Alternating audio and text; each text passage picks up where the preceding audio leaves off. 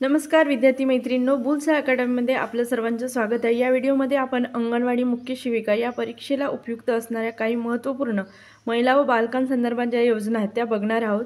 ही पुस्तकं आहे विजयपथ पब्लिकेशनची, ज्यामध्ये आपल्याला जे 80 गुणांसाठी जो पेपर आहे आपला त्यामध्ये तो अभ्यासक्रम या पुस्तकामध्ये कव्हर केलेला आहे। तर यामध्ये बघूया आपण।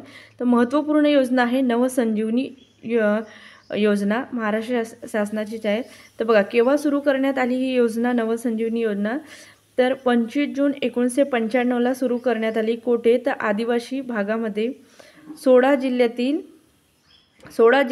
8419 गावामध्ये सुरू करण्यात आली। उद्देश काय? तर बालमृत्यू कमी करणे आणि अर्भक मृत्यूदर कमी करणे या उद्देशाने नवसंजीवनी योजना सुरू करण्यात आली। तर 16 आदिवासी जिल्ह्यामध्ये ही योजना सुरू आहे। तर बघा आदिवासी जिल्हा म्हणजे आदिवासी भागासाठी राबवण्यात येणारी अजून दुसरी योजना आहे, आपण आधीच्या व्हिडिओमध्ये बघितलं, माहेरघर योजना, जे 9 जिल्ह्यामध्ये सुरू करण्यात आली आपल्या महाराष्ट्र शासनाची। आदिवासी आणि दुर्गम डोंगराळ भागातील गर्भवती महिलांसाठीच आहे माहेरघर योजना। तशा पद्धतीने नवसंजीवनी योजनासुद्धा आदिवासी जिल्ह्यामध्येच राबवण्यात येत असते।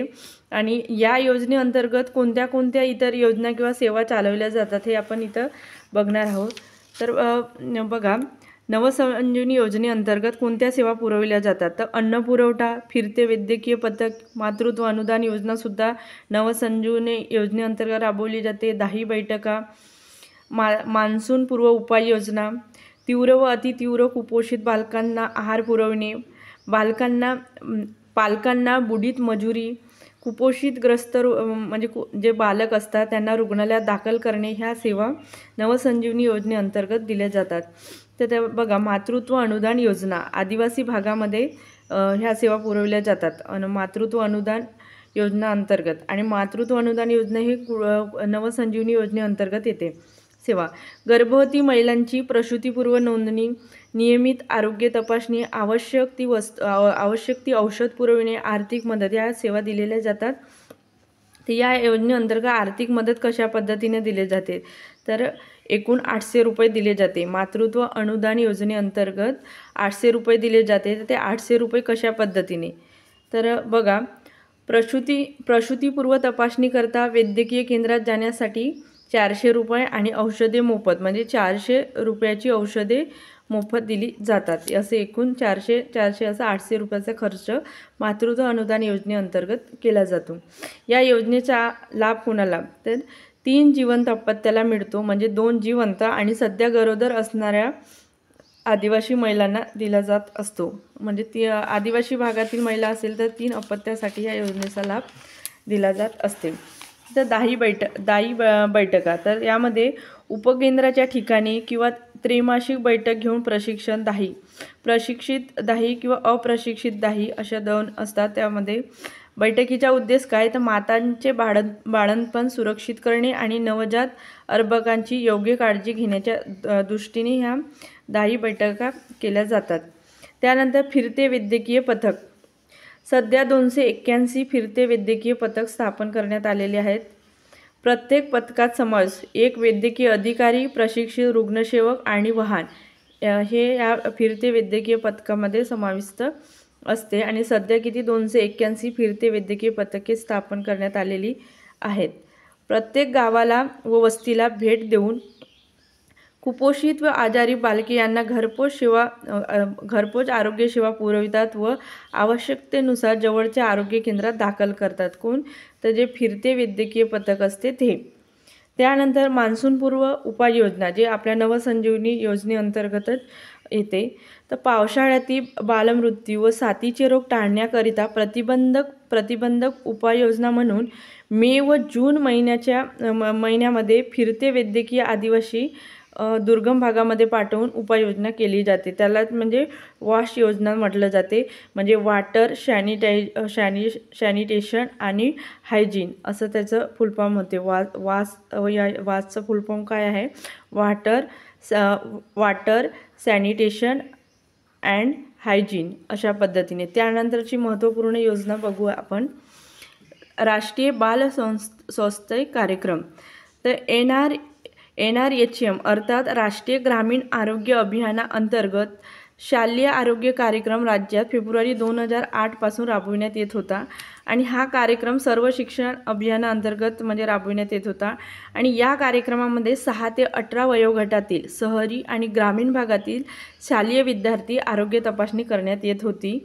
मग शालेय आरोग्य कार्यक्रमाच्या यशानंतर म्हणजे फेब्रुवारी 2008ला जे सुरू झालं त्यामध्ये यश मिळालं म्हणून काय झालं तर केंद्र शासनामार्फत सुरू करण्यात आले। कोणतं? राष्ट्रीय बाल संस्था कार्यक्रम हा केंद्र शासनामार्फत सुरू करण्यात आला। तर केव्हा सुरू करण्यात आला बघा, सुरुवात 6 फेब्रुवारी 2013ला उद्घाटन कुठं झालं तर पालघर, म्हणजे त्यावेळी 2013ला ठाणे जिल्ह्यामध्येच पालघर हा आधी ठाणे जिल्ह्यात होता, कारण 2014ला पालघर जिल्ह्याची निर्मिती झालेली आहे। तर आधीचा तो ठाणे जिल्हा होता। उद्घाटन UP अध्यक्ष म्हणजे काँग्रेसच्या अध्यक्ष सोनिया गांधी यांच्याद्वारे उद्घाटन झाले होते। कोणत्या योजनेचं? राष्ट्रीय बाल संस्था कार्यक्रम। केव्हाची आहे? 2013ची 6 फेब्रुवारी 2013ची। राज्यभर अंमलबजावणी 1 एप्रिल 2013ला झाली। उद्दिष्ट काय आहे? लहान मुलांमधील जन्मजात विकृती, कमतरतेमुळे होणारे आजार, म्हणजे लहान मुलांमध्ये जन्मजात विकृती किंवा आहार किंवा काळजीच्या कमतरतेमुळे होणारे आजार, वाढीच्या वेळी होणारे आजार यावेळी म्हणजे निदान करून उपचार करणे आणि या कार्यक्रमात 0 ते 18 वयोगटातील मुलांची आरोग्य तपासणी करण्यात येते। कोणत्या योजनेअंतर्गत? राष्ट्रीय बाल संस्था कार्यक्रम या अंतर्गत 0 ते 18 वयोगटातील मुलांची आरोग्य तपासणी करण्यात येते। त्यानंतरची महत्त्वपूर्ण योजना बघूया, जीवन अमृत योजना। जीवन अमृत योजना ही ब्लड ऑन सेल्सशी संबंधित आहे, म्हणजे ब्लडशी संबंधित आहे जीवन अमृत योजना। सुरुवात केव्हा झाली? जानेवारी 2014ला भायखळा येथील जे महानगर रक्तपेढीपासून महाराष्ट्र शासनाची ही योजना आहे। इथून जे महानगर रक्तपेढीपासून सुरुवात झाली आणि ही महाराष्ट्र शासनाची योजना आहे। कोणती? जीवन अमृत योजना, ब्लडशी संबंधित।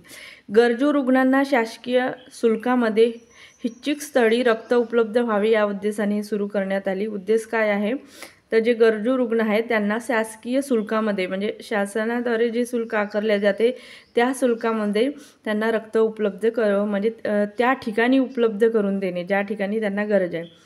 104 या दूरध्वनी क्रमांकावर म्हणजे म्हणजे दूरध्वनी क्रमांकावर रुग्णालयांनी संपर्क साधला असता तासाभराच्या आत थेट रुग्णालयात रक्तपुरवठ्याची सुविधा या योजनेअंतर्गत देण्यात येणार आहे। किती नंबरवर? 104 नंबरवर कॉल केला तर आपल्याला रक्त 1 तासाच्या आत ते उपलब्ध करून देणार।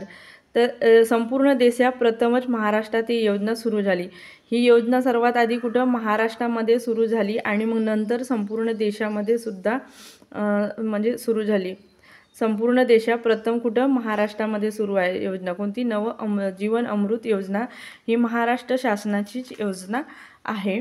तर संपूर्ण देशामध्ये प्रथम राज्य महाराष्ट्र आहे। त्यानंतरची योजना आपण बघूया, महत्त्वपूर्णच आहे, वंदे मातरम योजना। वंदे मातरम योजनेची सुरुवात केव्हा झाली तर 9 फेब्रुवारी 2004ला झाली। आंध्र प्रदेश राज्यातील अनंतपूर जिल्ह्यामध्ये। उद्देश काय तर मागासवर्गीय गर्भवती महिलांना व दारिद्र्य रेषेखालील गर्भवती महिलांना आरोग्याची सुविधा उपलब्ध करून खाजगी आरोग्य यंत्रणांचा सहभाग वाढविणे यासाठी अंमलबजावणी। गर्भारपणामध्ये लागणाऱ्या पुढील वैद्यकीय खाजगी रुग्णालयात मोफत म्हणजे पुढील औषधी खाजगी रुग्णालयात मोफत पुरविणे। जीवनसत्व अ, लशी इत्यादीसाठी। तर 9 तारीख वंदे मातरम दिवस दर महिन्याच्या 9 तारीख वंदे मातरम दिवस म्हणून पाळण्यात येतो। कशासाठी? ते गर्भवती मातांच्या खाजगी तसेच शासकीय रुग्णालयातील बाह्य रुग्ण तपासणी, सल्ला, मार्गदर्शन व कुटुंब नियोजनाच्या सल्ल्यासाठी। त्यानंतरची महत्त्वपूर्ण योजना बघूया, सावित्रीबाई फुले कन्या कल्याण पारितोषिक योजना। सावित्रीबाई फुले कन्या कल्याण पारितोषिक योजना मुळात सुरुवात केव्हा झाली होती तर 7 डिसेंबर 1995ला आहे. मग सुधारित स्वरूपामध्ये लागू करण्यात आली 1 एप्रिल 2007ला. म्हणजे सावित्रीबाई फुले कन्या कल्याण पारितोषिक योजना आहे ही मुळामध्ये 7 डिसेंबर 1995ची आहे, पण मग नंतर ते सुधारणा करण्यात आली आणि 1 एप्रिल 2007ला लागू करण्यात आली. लाभार्थी कोण आहेत तर फक्त दारिद्र्य रेषेखाली नोंद झालेल्या कुटुंबातील लाभार्थ्यांनाच या योजनेचा लाभ मिळतो. आणि या योजनेचा उद्देश काय आहे तर दारिद्र्य रेषेखालील जोडप्यांना मुलगा नसताना त्यांनी 1 किंवा 2 मुलीच्या जन्मानंतर कुटुंब नियोजन शस्त्रक्रिया करून घेतल्यास त्यांच्या मुलाला किंवा मुलींना विशेष प्रोत्साहनात्मक ही योजना तयार करण्यात आलेली आहे. म्हणजे मुलगा नसताना म्हणजे म्हणजे त्यांना मुलगा नाहीत, 1 किंवा 2 मुलीच्या जन्मानंतर म्हणजेच म्हणजे बेटी बचाव बेटी पढाव अशा पद्धतीने म्हणजे मुलींच्या जन्माचं स्वागत करायला पाहिजे यासाठी ही योजना म्हणजे तयार करण्यात आलेली आहे. योजनेचे स्वरूप लाभार्थी बघा, 1 मुलीनंतर शस्त्रक्रिया केलेल्या व्यक्तीला 2000 रुपये आणि मुलीच्या नावे 8,000 रुपये राष्ट्रीय बचत प्रमाणपत्र स्वरूपामध्ये.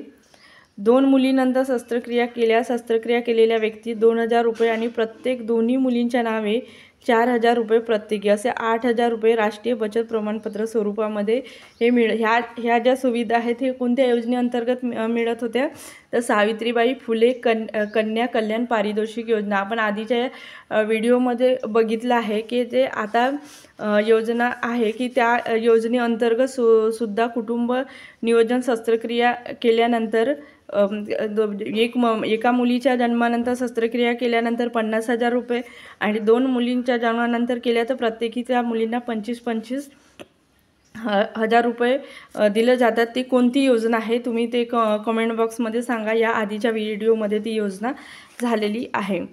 तर कसं काही वर्षांनी योजना आधीच्याच असतात, पण काही वर्षानंतर त्यामध्ये काही सुधारणा केल्या जातात आणि त्यामध्ये काही म्हणजे वाढवले जाते, काही रक्कम वाढवली जाते किंवा काही अटी शर्ती ह्या गोष्टी वाढवल्या जातात.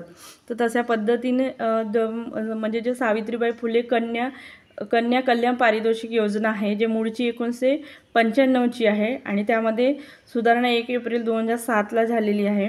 तर आता ती सुधारित स्वरूपात कोणती योजना म्हणून लागू आहे तर ते तुम्ही सांगू शकता. तर बघा, योजनेच्या अटी केवळ महाराष्ट्रातील आदिवासी कुटुंबांना लाभ मिळतो. जे सावित्रीबाई फुले कन्या कल्याण पारितोषिक योजना आहे हे महाराष्ट्रीय आदिवासी कुटुंबासाठी आहे. आदिवासी दारिद्र्य रेषेखाली कुटुंबांनाच लाभ मिळतो. लाभार्थींना फक्त 1 किंवा 2 मुली असाव्या परंतु मुलगा मात्र नसावा. पती किंवा पत्नीने केलेले कुटुंब नियोजन शस्त्रक्रिया राज्यातील शासनमान्य संस्था किंवा नोंदणीकृत वैद्यकीय व्यावसायिक रुग्णालयात 1 एप्रिल 2007 रोजी अथवा त्यानंतर केलेली असावी. पती किंवा पत्नीपैकी कोणी यापूर्वी निर्बीजीकरण शस्त्रक्रिया केलेली नसावी. अशा ह्या अटी आहेत कोणत्या योजनेच्या सावित्रीबाई फुले कन्या कल्याण पारितोषिक योजना. आता पुढील योजना आहे जे राजमाता जिजाऊ माता बाल आरोग्य व पोषण मिशन. हे तर अतिशय महत्त्वपूर्ण आहे. 100% ह्या योजनेवर प्रश्न येणार. तर हे जी योजना आहे आपण पुढील व्हिडिओमध्ये बघणार आहोत. जर तुम्ही या चॅनलला नवीन असाल तर चॅनलला सबस्क्राईब करा आणि तुमच्या मित्रमैत्रिणीपर्यंत शेअर करा. धन्यवाद.